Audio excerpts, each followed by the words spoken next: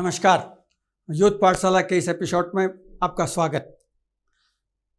आज हम एक बार फिर आपके सामने उसी मुद्दे को लेकर एक अलग ढंग से प्रस्तुत कर रहे हैं जिसको लेकर आप अपने भविष्य की तैयारी में जुटे हुए हैं। आपको व्याख्याता स्कूल शिक्षा की परीक्षा, वरिष्ठ अध्यापक परीक्षा या विभिन्न प्रकार की प्रतियोगी परीक्षाएं, राज्य लोक सेवा आयोग, संघ लोक सेवा आयोग की परीक्षाओं में आप अनवरत रूप से तैयारी करते रहते हैं। लेकिन मैं यहाँ आज खास तौर पर व्याख्याताओं को एड्रेस करने के लिए और उनसे संबंधित मुद्दों पर बात करने के लिए उपस्थित हूँ, लेकिन बाकी प्रतियोगी परीक्षाओं के लिए और अन्य सभी लोगों के लिए ये काम का चैप्टर है। दोस्तों, अगर आपने ये तय कर रखा है कि आपको व्याख्याता नहीं बनना है तो फिर मैं कुछ नहीं कर सकता। आपको पता है कि आप व्याख्याता क्यों नहीं बन सकते हैं? बहुत कम लोग होंगे जिन्हें यह पता नहीं है कि उनके जीवन के मार्ग में सफलता के क्षेत्र में क्या क्या बाधाएं हैं। सफल हर आदमी होना चाहता है, लेकिन ऑब्स्टिकल्स क्या हैं, बैरियर क्या हैं, बाधाएं क्या हैं, इन पर चर्चा नहीं, इन पर ध्यान नहीं। मैं अपनी बात को आगे बढ़ाऊं उससे पहले एक छोटी सी कहानी आपसे शेयर करता हूं। दो दोस्त थे। दोनों ने कहा कि यार, ये पूरी दुनिया में सारे लोग जिनको देखो वो सब भगवान की तारीफ करते रहते हैं, ऐसा तो नहीं है कि भगवान ने गलतियां नहीं की हैं। तो पहला दोस्त बोला, हाँ यार, तू बात तो ठीक कह रहा है। तो दूसरा दोस्त बोला, आओ चलो मिलकर के हम दोनों मिलकर भगवान की गलतियां ढूंढते हैं। और ये कह के वो दोनों दोस्त निकल पड़े। पहले दोस्त ने कागज कलम हाथ में ले लिया, दूसरा दोस्त ऑब्जर्व करने लगा, चारों तरफ घूमने लगे। घूमते हुए एक गांव में पहुंचे तो जाके देखा कि एक बेल ऐसे ऊपर चढ़ रही है घास फूस के छपरे पर, और उसमें बड़े बड़े कद्दू लगे हुए हैं, बड़े साइज के। एक तरफ तरबूज लगे हुए हैं, एक तरफ खरबूज लगे हुए हैं। बेलों में इतने बड़े बड़े आकार के तरबूज, कद्दू, खरबूज ये लगे हुए थे। तो दूसरे आदमी दोस्त ने कहा कि लिखो नोट करो, भगवान की कितनी बड़ी गलती है। देखो ये बेल कितनी पतली दुबली है, कितनी कमज़ोर है, और इस पर इतने मोटे मोटे फल लगाए हैं, इतने बड़े बड़े फल लगा दिए, इतनी बड़ी बड़ी सब्जियां लगा दी। अब ये बेचारी इनका वजन कैसे उठाएगी? तो गिरेगी ना। जब ये पक करके इतने बड़े बड़े हो गए, लटकने लगे हैं, तो ये तो गिरने की ईश्वर ने ये तो बहुत बड़ी गलती की है, भगवान ने बहुत गलती की है। तो पहले दोस्त ने नोट कर लिया, हाँ, ईश्वर की गलती नंबर 1 कि बेलों पर बड़े बड़े फल और बड़े बड़े सब्जियों के आकार लगा दिए, इसलिए ये अनुचित काम है। अब वो चलते चलते घूमते घूमते थक गए तो गांव के बाहर निकले तो एक पेड़ नज़र आया। विश्राम करने का मन हुआ, थक गए हैं। देखा एक आम का पेड़ है, वो उसके नीचे जाकर लेट गए। छाया ठंडी अच्छी लगती है, गर्मी के दिन थे, अच्छी ठंडी छाया में जाके विश्राम करने लगे। तो जो दूसरा आदमी था, दूसरा दोस्त, उसने कहा, अरे चलो कागज पेन निकालो। दूसरा क्या हुआ कि देखो भगवान ने कितनी बड़ी गलती की है। यह आम का पेड़ कितना मजबूत है, कितना बड़ा है, कितनी मजबूत टहनियाँ हैं, और इस पे इतने छोटे छोटे से आम।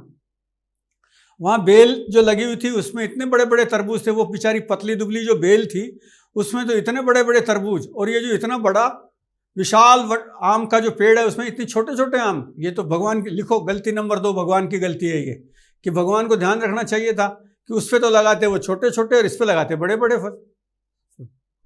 पहला दोस्त खड़ा हुआ, उसने तुरंत लिखा, जल्दी से लिख करके और बैठ गया।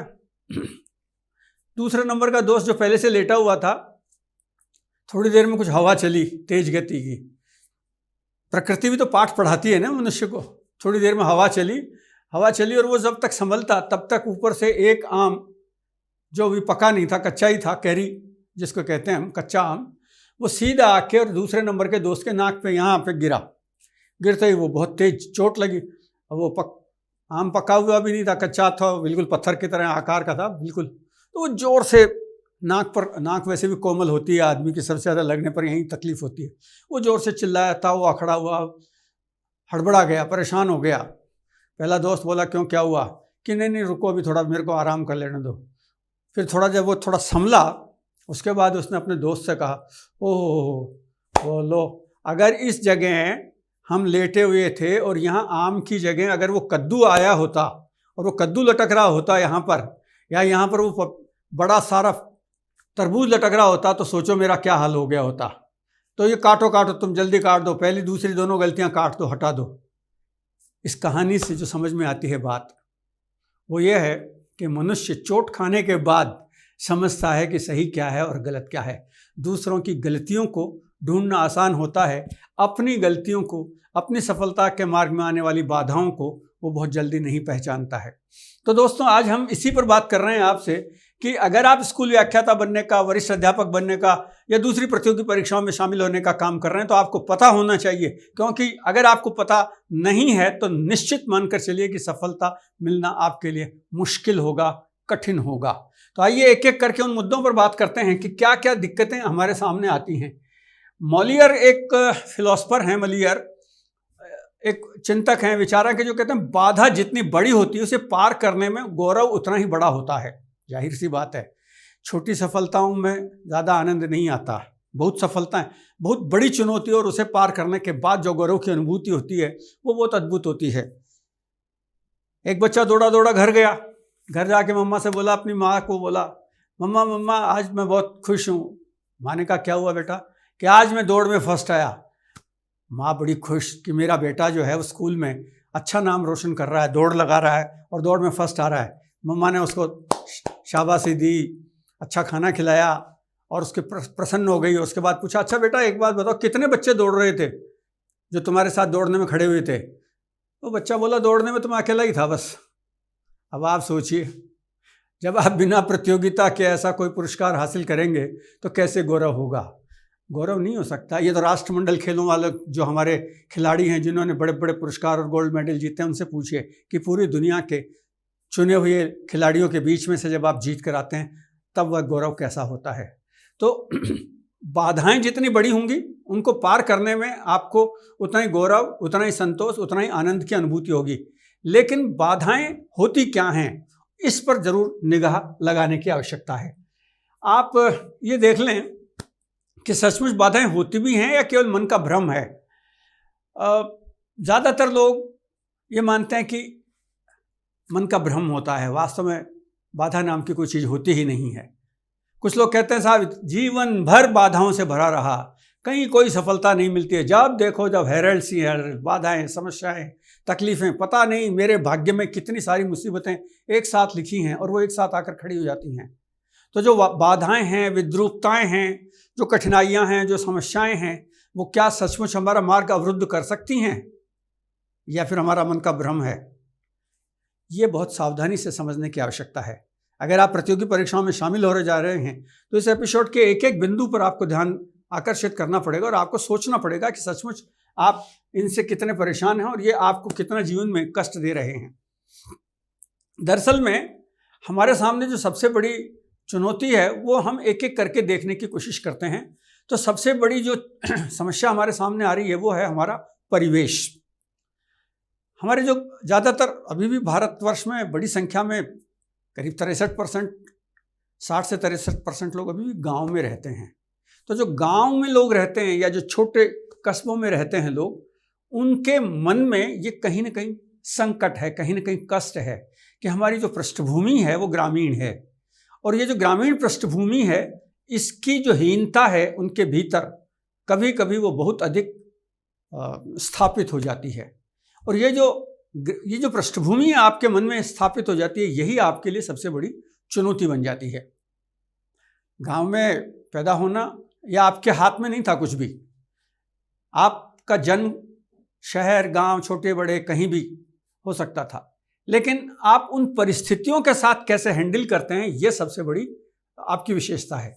अगर आप ये मानते हैं कि हम तो छोटे से गांव के हैं, हमारे यहाँ सुविधाएं नहीं हैं, पढ़ाई लिखाई का कोई माहौल नहीं है, छोटे कस्बे के लोग हैं, हमारे यहाँ कोई अच्छे अंग्रेजी की भाषा में पढ़ाने वाला नहीं है, अच्छा शिक्षक नहीं है, अच्छे स्कूल नहीं है, अच्छे कॉलेज नहीं है, कॉम्पिटिटिव एग्जामिनेशन की तैयारी कराने की व्यवस्था नहीं है, हमारे तो साहब अखबार भी दूसरे दिन पहुँचता है या तीसरे दिन आता है, ऐसी बहुत सारी आपके पास एक बड़ी लिस्ट है।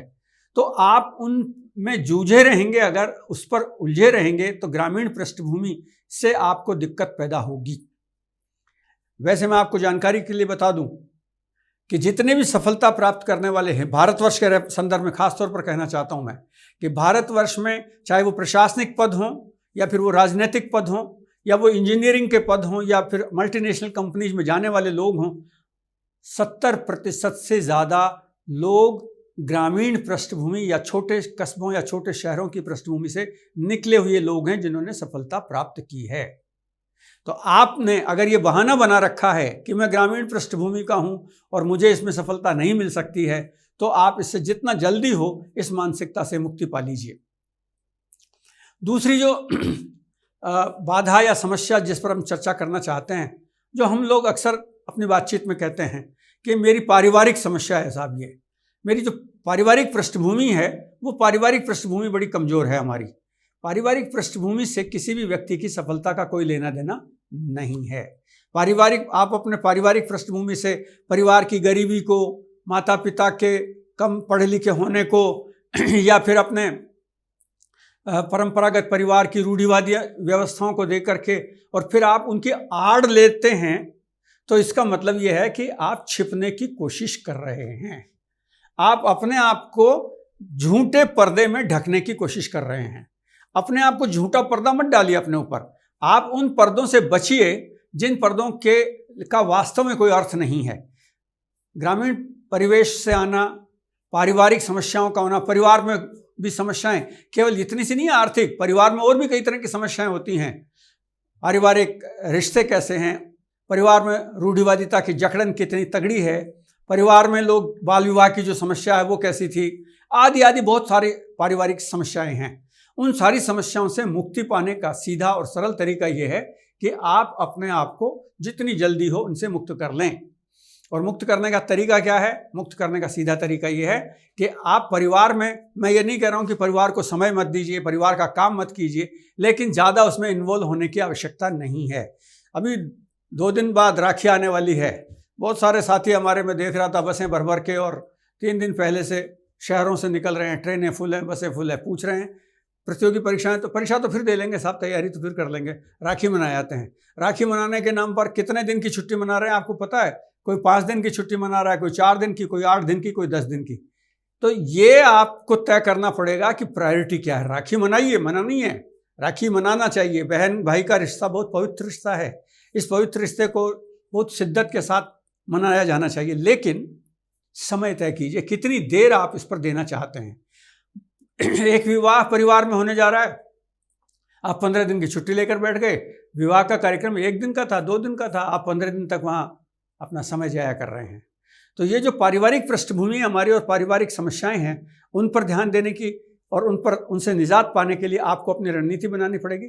धन की कमी के बारे में बहुत सारे लोग कहते हैं कि साहब हमारा परिवार बहुत गरीब है, इसलिए हमें सहायता नहीं मिल पाई और इसलिए हमारे पास अच्छी किताबें या इंटरनेट की अच्छी व्यवस्था या आवागमन के लिए साधनों की कमी, ये बहुत सारी बातें कहते हैं। आपको इसके लिए भी तैयारी खुद को करनी पड़ेगी। किसी भी तरह से ये मत करिए आप उसको कि पारिवारिक पृष्ठभूमि के साथ साथ हम इसके साथ जुड़े न रहें। पारिवारिक पृष्ठभूमि के साथ जुड़े रहें। शैक्षणिक पृष्ठभूमि पर भी बहुत ध्यान देने की आवश्यकता है। ग्रामीण क्षेत्रों में अंग्रेजी के बारे में कहा जाता है कि साहब अंग्रेजी हमारे यहाँ नहीं है, इसलिए हम अंग्रेजी वालों से तुलना नहीं कर सकते। दोस्तों, मैंने एक और पहले एपिसोड में भी कहा था, हिंदी भाषा से चयन होने वाले इस वर्तमान जो 21 का रिजल्ट निकला था 2021 का, उसमें हिंदी भाषा से बड़ी संख्या में IAS में सिलेक्शन हुए हैं। तो भाषा आपके विकास में बाधक नहीं बन सकती है। लेकिन एक बात और मैं कहना चाहता हूँ, भाषा विकास में बाधक नहीं बन सकती, ये ठीक है, लेकिन आप ये कैसे मानकर चल रहे हैं कि आप अंग्रेजी सीख नहीं सकते हैं, उसमें दक्ष नहीं हो सकते हैं। यू प्रिपेयर योर सेल्फ, आप अपने आप को तैयार कीजिए। मेक कमांड ऑन इंग्लिश, अपने भाषा पर नियंत्रण करिए। और आजकल तो बहुत सारे ऐप्स हैं, बहुत सारी सुविधाएं हैं, तो आप अपनी अंग्रेजी की जो शैक्षिक पृष्ठभूमि है उसको बहुत आसानी से सुधार सकते हैं। हमारे पास ऐसे बहुत सारे उदाहरण हैं जहां पर सामान्य पृष्ठभूमि से हिंदी से पढ़ने वाले लोग IAS की परीक्षा में बैठे और लगातार कोशिश करने के बाद वो भी सफल हो गए। 3rd डिवीजन पास होने वाले, जिनका कैरियर पूरा 3rd डिवीजन था, ऐसे लोग भी पास होते चले गए हैं। तो मैं ऐसे बहुत सारे विद्यार्थियों को, अफसरों को, राजनेताओं को जानता हूं जो साधारण पृष्ठभूमि से आए थे, लेकिन जिन्होंने लगातार मेहनत की तो उन्होंने अंग्रेजी की पृष्ठभूमि को भी धता बता दिया और कह दिया कि अंग्रेजी नहीं आती है तो भी मैं भाषा की दृष्टि से अपनी भाषा में इतना पुरजोर काम करूंगा कि मैं उसमें भी सफल होकर दिखा दूंगा। तो भाषा का बहाना मत बनाइए कि आपको अंग्रेजी कमज़ोर है और अंग्रेजी नहीं आती है। वैसे तो सरकारें चारों तरफ अंग्रेजी मीडियम के स्कूल भी खोल रही हैं, तो उस पर भी काम हो रहा है। एक और जो बाधा हम चर्चा करना चाहते हैं, जो लोग जिसकी आड़ लेते हैं, वो कहते हैं साहब मेरा तो जनरल नॉलेज बहुत पुअर है, मेरा जो ज्ञान है ना बड़ा कमज़ोर है। तो ये तो गलतियाँ किसी और की नहीं है ना। हमारा ज्ञान अगर कमज़ोर है तो कोई बाहर से तो आएगा नहीं।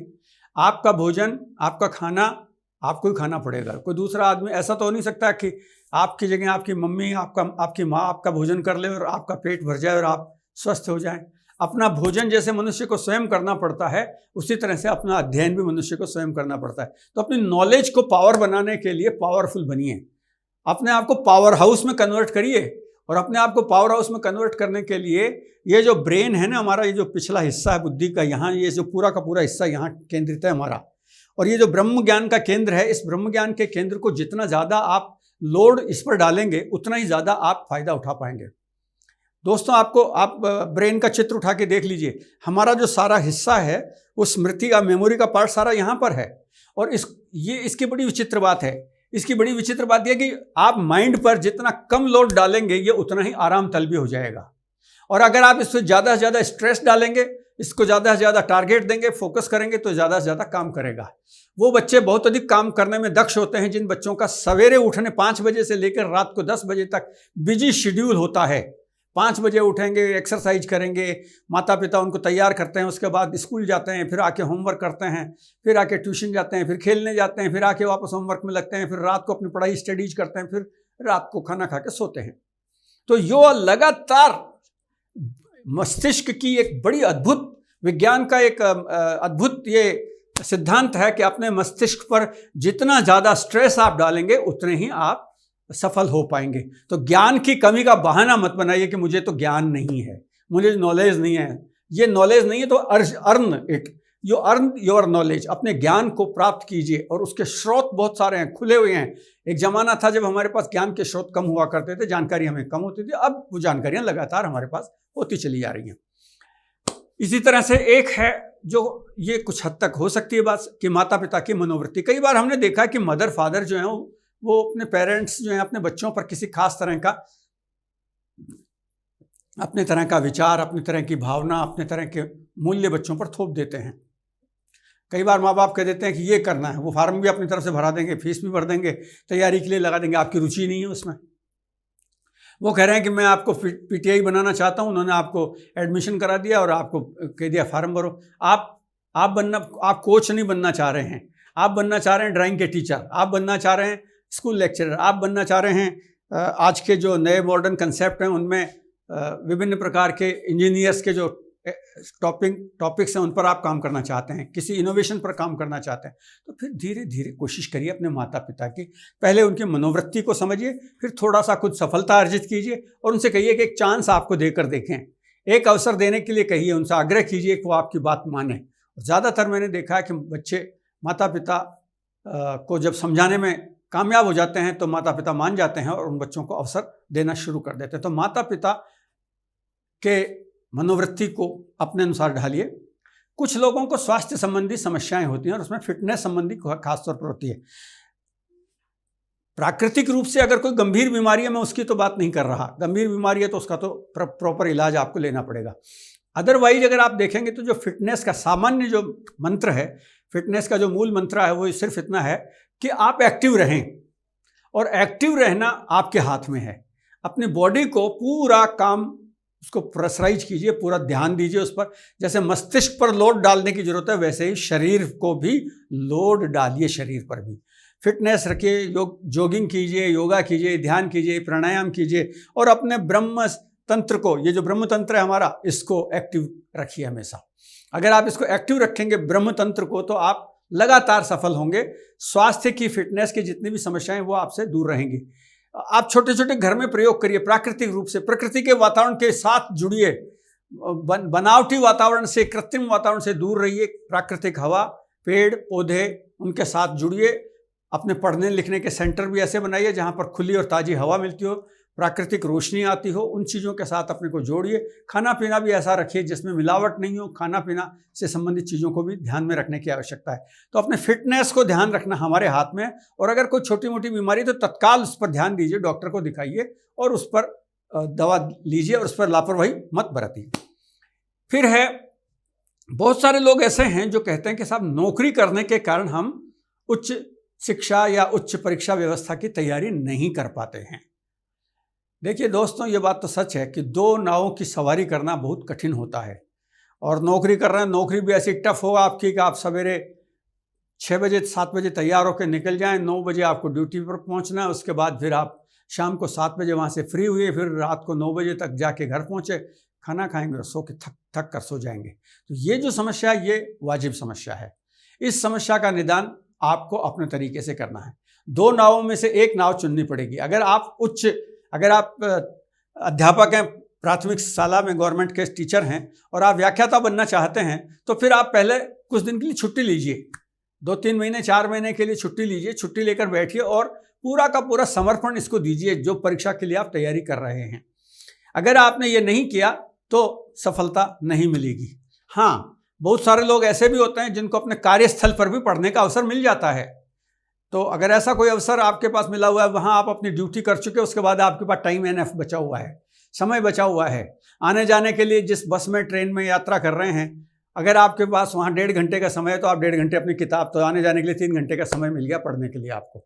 तो ऐसा मैनेज कर सकते हैं तो करिए, वरना छुट्टी लीजिए और छुट्टी लेकर तैयारी कीजिए। और स्कूल व्याख्याता की दृष्टि से तो खास तौर पर मैं आपको बताना चाहता हूँ कि सावधानी पूर्वक, ये तो बहुत आसान जॉब है, बहुत आसानी से मिलने वाली सफलता है। बस खाली आपको एक प्लान करने का, इस पर काम करने की आवश्यकता है। तो इस पर फोकस कीजिए तो आप निश्चित रूप से सफल हो जाएंगे। फिर है, हम देख रहे हैं कि कुछ लोगों में एक आदत होती है बहाना बनाने की। वो बात बात में, छोटे मोटे हर इश्यू पर बहाना बना लेते हैं। अब ये जो बचपन में आदत पड़ जाती है ना बहाना बनाने की, बहुत सारे लोगों को युवावस्था तक भी आदत नहीं छूटती और कई लोगों को तो पूरी जिंदगी नहीं छूटती। बात बात पर, छोटी मोटी बात पर बहाना बनाते हैं। लेट कैसे हो गए? अब आप वो घर से निकलने की, आपकी आदत है घर से लेट निकलने की, आप ड्यूटी पर पहुंच रहे हैं, पूछा लेट कैसे हो गए, तो आप बहाने लगा रहे हैं कि वो सर ट्रैफिक ज़्यादा था और आज रेड सिग्नल पर कोई वीआईपी मूवमेंट था, जबकि सच बात यह है कि आप घर से लेट निकले थे। तो ये जो मुँह में बहाना बनाने की जो आदतें हैं, ये छोड़ दीजिए। बहुत सारे बच्चों को देखा हमने, भूख नहीं थी, मम्मी ने टिफिन सवेरे सवेरे बना के दिया बच्चे को, वो बच्चा वापस टिफिन लेके आ गया। मम्मी ने पूछा आज खाना क्यों नहीं खाया? बच्चा बहाना लगा रहा है, आज भूख नहीं थी, आज पेट दर्द हो गया। हकीकत यह है कि बच्चे को पराठा पसंद नहीं था, उसको कुछ और फास्ट फूड चाहिए था। वो फास्ट फूड मम्मी ने रखा नहीं क्योंकि स्कूल मना कर रखा, फास्ट फूड लाना नहीं है। तो बच्चे ने बहाना बना दिया कि आज मेरा पेट दुख रहा था और अब तो ये पराठा ठंडा हो गया, सवेरे का बना हुआ है, 2 बजे, अब मैं नहीं खा सकता। अब तो आप ऐसा करो मम्मा, मेरे लिए मैगी बना दो। अब बच्चा जो है वो, आप देखिए छोटा सा बच्चा बहाने बनाकर कितना एक्सपर्ट हो गया। तो हम तो बड़े हैं, तो हम बड़े हैं तो बड़े बहाने बनाएंगे। और ये आपको पता भी नहीं चलता कि बहाना बनाना आपकी आदत में शुमार हो गया है।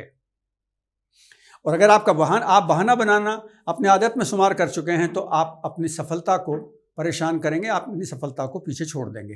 तो इससे बचिए आप। तो आपको कोशिश ये करनी है कि बहाने नहीं बनाएं, आप सफलतापूर्वक काम कर सकें, इस पर ध्यान दीजिए। एक और बात जो हम देख रहे हैं वो यह है कि बहुत सारे लोगों को परीक्षा का भूत सताता है, परीक्षा का डर लगता है। और ये जो परीक्षा का डर है ये केवल काल्पनिक है।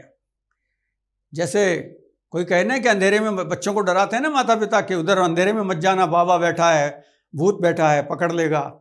ये जो काल्पनिक भय है, यही काल्पनिक भय हमारे मन में भी स्थापित हो जाता है। तो परीक्षा के भय से अपने आप को त्रस्त नहीं करें।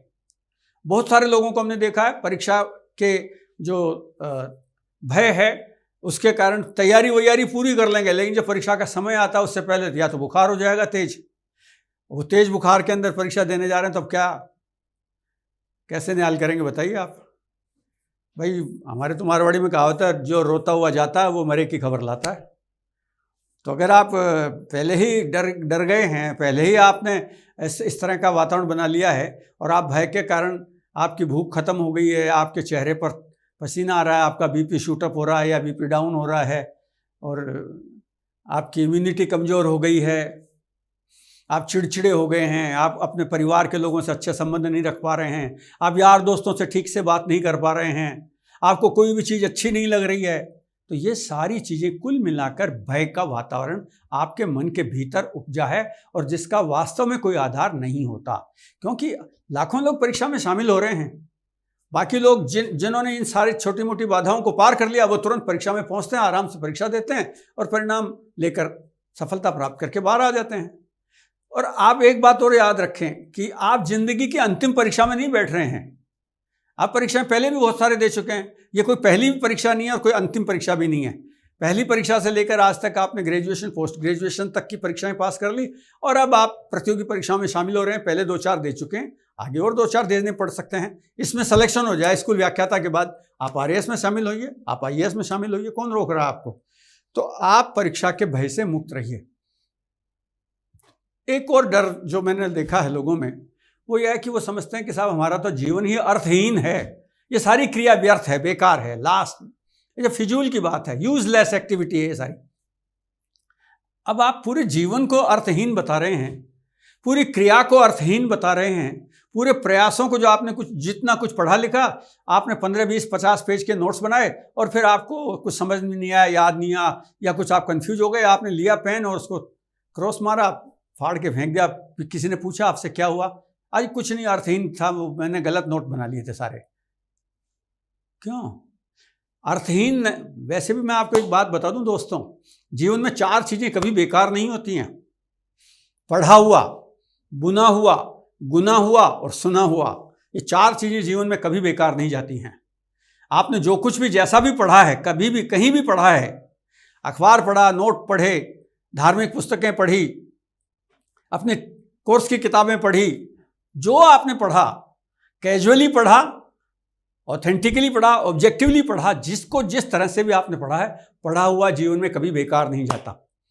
पढ़ा हुआ, बुना हुआ, हम जिसको पढ़ लेते हैं उसके बाद बुनते हैं उसको, यानी उस पर सोचते हैं, उस पर क्रिएशन करते हैं, वो कभी बेकार नहीं जाता। पढ़ा हुआ, बुना हुआ, गुना हुआ, उस पर उसको एनालिटिक्स करना, उसकी व्याख्या करना, वो कभी बेकार नहीं जाता है। और अंत में सुना हुआ, जीवन में अच्छी चीज़ें सुनना और उसको कैरी करना, ये कभी बेकार नहीं जाता है। अगर हम आपके साथ जुड़े हुए हैं और आज आप सुन रहे हैं हमारी बात, याद रखिएगा, ये जीवन भर, ये एपिसोड, ये लेसन आपको जीवन भर याद रहेंगे और आप ये कभी बेकार जाने वाले नहीं हैं आपके। तो इनसे जीवन में अर्थहीन कुछ भी नहीं है। अर्थहीनता को अपने भीतर पैदा मत होने दीजिए, क्योंकि यह रिक्तता पैदा करता है। उसके बाद बहुत सारे लोगों को साथ एक समस्या, और जो आज की मॉडर्न कंसेप्ट की बड़ी समस्या है, वो मॉडर्न कंसेप्ट की समस्या ये है कि हम बहुत सारी चीज़ों पर बात करते हैं, तो हम कहते हैं कि साहब ये हमारा पूरा जो समय है ये इंटरनेट और सिनेमा की तरफ लोगों का झुकाव बहुत ज़्यादा हो गया है। अब आप देख रहे हैं बच्चे, बड़े, बूढ़े, वो इंटरनेट पर लगे हुए हैं, टाइम ख़राब कर रहे हैं। प्रतियोगी परीक्षाओं की तैयारी हो रही है, आप एंटरटेनमेंट के नाम पर एक अच्छा सा वीडियो खोल के OTT पर एक कोई अच्छी फिल्म आई थी, देखने बैठ गए, 3 घंटे ख़राब कर दिया आपने। फिर आप उसी सोच में और उसी में पड़े हुए हैं। बहुत लोगों को देखा है मैंने, वो आपने भी देखा होगा, जेब में जिसके मोबाइल है, हर 5 मिनट, 2 सेकंड में, हर 2 सेकंड में चेक करता रहता है क्या हो गया। तो एक ने बहुत अच्छा मजाक किया, उन्होंने कहा साहब ये बार बार जो मोबाइल को चेक करते रहते हैं ना, उस पर मैसेजेस को, तो ऐसे लगता है जैसे कोई मम्मी अपने बच्चे का डायपर बार बार चेक कर रही हो कि कहीं गीला तो नहीं कर दिया बच्चे ने। ठीक यही आदत मोबाइल के साथ जुड़ गई है लोगों की। आप मोबाइल के साथ इस तरह का बिहेव मत कीजिए कि वो आपका एडिक्शन बन जाए, आपके लिए नशा नहीं बन जाए। वो इंटरनेट की तरफ झुकाव, चाकू गृहिणी के पास रसोई में सब्जी काटने के लिए होता है, लेकिन अगर उसी चाकू का असावधानी से प्रयोग किया तो वह सब्जी काटने के स्थान पर उंगली भी काट देता है। तो हमको इस बात पर ध्यान रखने की आवश्यकता है। एक एक करके हमने बहुत सारी चीज़ों को देखा है, इनमें मुद्दों को समझने की कोशिश की है। आप देखें कि आप एकलव्य बनने की तैयारी कीजिए अपने आप में, और आप अगर एकलव्य बनने की कोशिश करेंगे तो आपको समझ में आएगा कि जुनून जो है ना, वो हमें कहाँ से कहाँ पहुँचा देता है। अगर एकलव्य के बारे में आप जानते हैं, वो कथा बहुत सुनी हुई है, बहुत सारे लोगों ने सुन रखी है कि गुरुजी के पास, जब द्रोणाचार्य के पास एकलव्य एक आदिवासी बच्चा गया तो गुरुजी ने कह दिया कि मैं तो राज परिवार के लोगों को सिखाता हूँ, बाकी को नहीं सिखाता किसी को।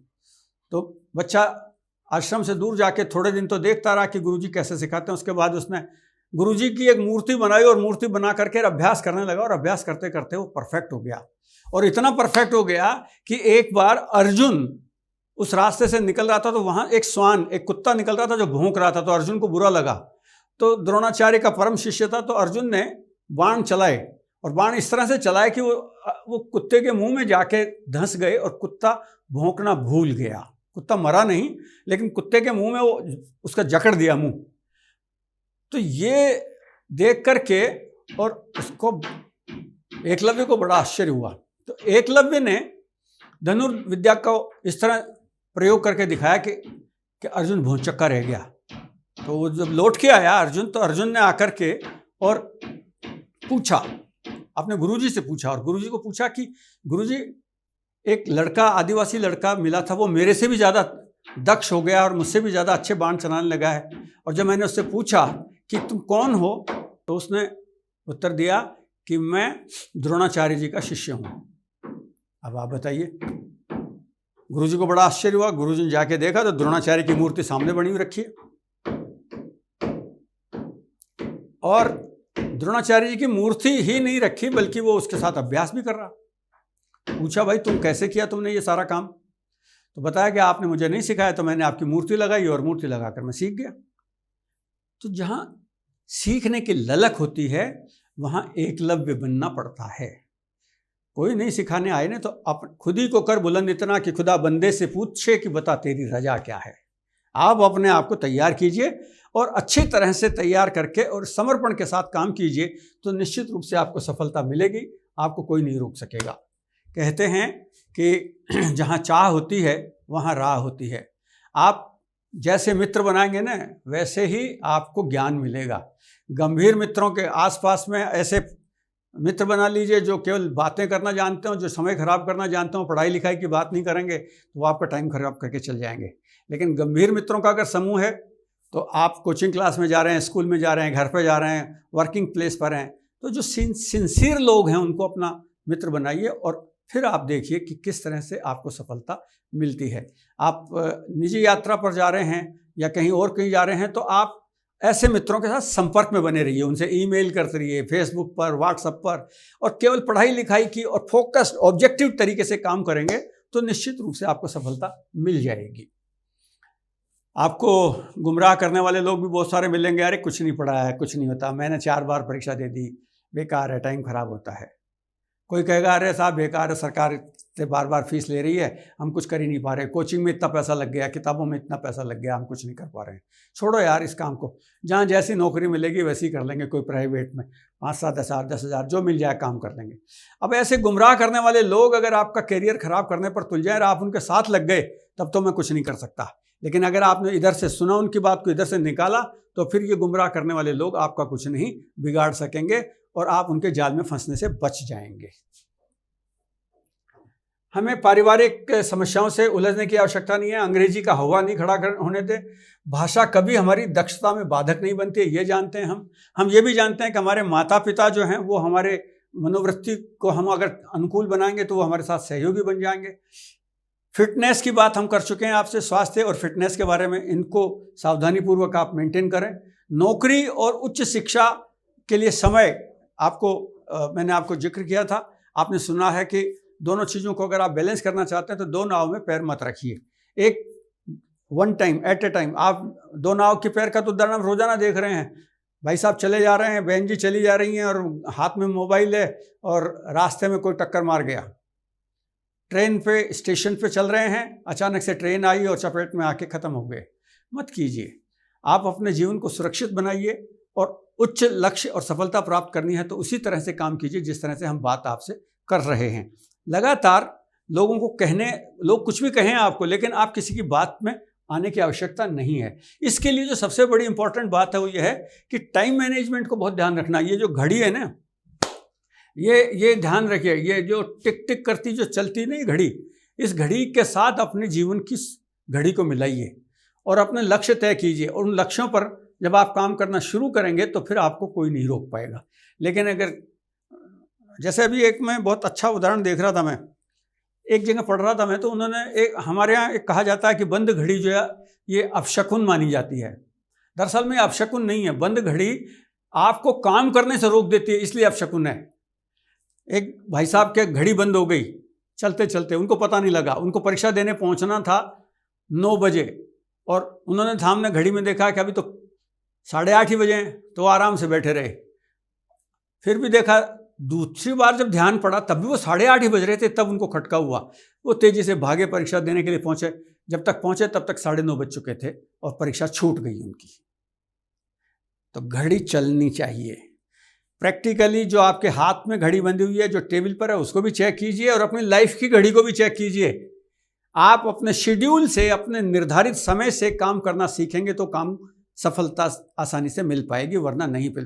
ट्रेन में बैठना है तो 15 मिनट पहुंचना पड़ेगा आपको। हवाई जहाज में बैठना है तो 3 घंटे पहले पहुंचना पड़ेगा आपको। परीक्षा में जाना है तो आधा घंटे पहले रिपोर्ट करनी पड़ेगी। इसी तरह से तैयारी अगर आपको करनी है तो उस तैयारी को समय रहते पूरा कर लीजिए, ताकि आप रिवीजन कर सकें, दोहरा सकें, दोस्तों के साथ बात कर सकें। हमको ये तो आप जानते हैं, बहाना बनाने की बात पर हमने कुछ बहुत आपसे बातें भी की थी कि हम तो बहुत सारे बहानेबाज, तो हमसे ज़्यादा बहानेबाज कौन होगा कि साहब मेरे तो जो टीचर थे ना स्कूल के, वो बहुत अच्छे टीचर नहीं थे। अब मैं तो गरीब घर में पैदा हुआ था, मेरा तो स्वास्थ्य अच्छा नहीं था, मेरे तो माता पिता पढ़ने ही नहीं देते थे मुझे। पता नहीं कितनी सारे बहाने हम बना लेते हैं। इन बहानों से मुक्ति पाइए अगर अपने जीवन को आगे बढ़ाना चाहते हैं तो। परीक्षाओं से भयभीत होने की आवश्यकता नहीं है। अगर आप परीक्षाओं से भयभीत रहेंगे तो आपका काम सफल नहीं होगा। भय वास्तविक और काल्पनिक, हमें दोनों प्रकार की स्थितियों से जूझना पड़ेगा। कुछ भय वास्तविक होते हैं तो उनमें सावधानी बरतनी पड़ेगी आपको। कुछ भय काल्पनिक होते हैं, उनमें आपको अपने मनोवैज्ञानिक दृष्टि से अपने को संबल प्रदान करना पड़ेगा।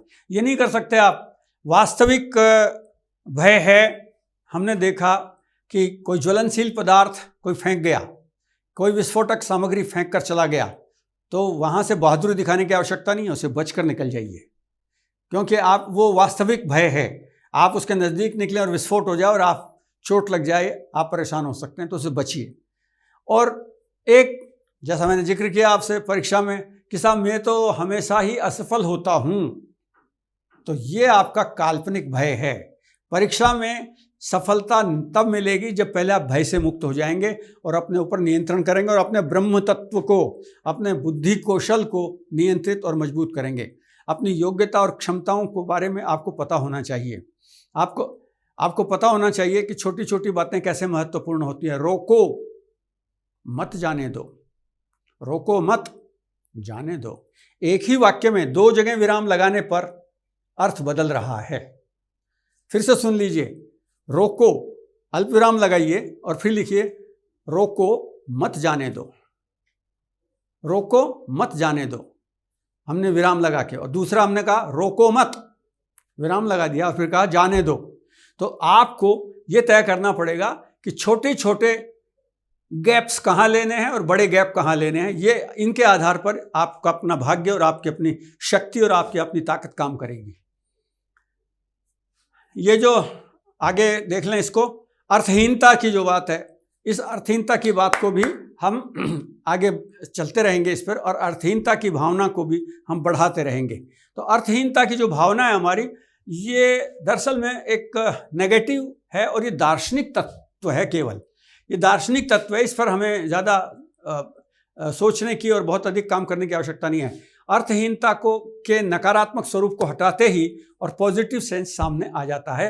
ये ठीक वैसा ही है जैसे अंधकार में एक दीपक जलते ही और चारों तरफ रोशनी फैल जाती है। सकारात्मकता एक दीपक है, एक प्रज्वलित सूर्य है, एक भास्कर है, एक दिवाकर है सकारात्मकता, और ये हमें आगे बढ़ने के लिए प्रेरित करती है। तो आप अपने भाग्य को बदलने के लिए अपने उत्साह का निर्माण कीजिए और अनावश्यक रूप से इनमें समय बर्बाद मत कीजिए। जोखिम लेने की जो भावना है वो उसको मजबूत बनाइए। डरने की आवश्यकता नहीं है। ये बात 100% सत्य है कि जो आदमी जोखिम लेता है वही सफलता प्राप्त करता है। अगर आप जोखिम नहीं लेंगे तो सफलता भी प्राप्त नहीं कर पाएंगे। विज्ञापित पदों की संख्या कम है, अप्लाई करने वाले बहुत ज़्यादा हैं, लाखों की संख्या में, तो साहब मेरा तो चयन ही नहीं होगा, मैं क्या करूँगा, फार्म भर दिया है तो मैं परीक्षा में क्या करूँगा बैठ करके।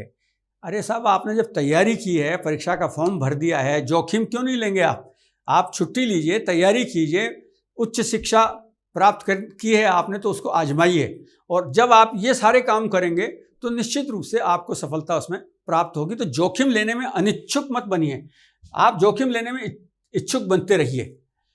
और बहुत सारे लोग कहते हैं कि साहब भाग्य की बात है, सब पता नहीं सफलता मिलेगी कि नहीं मिलेगी।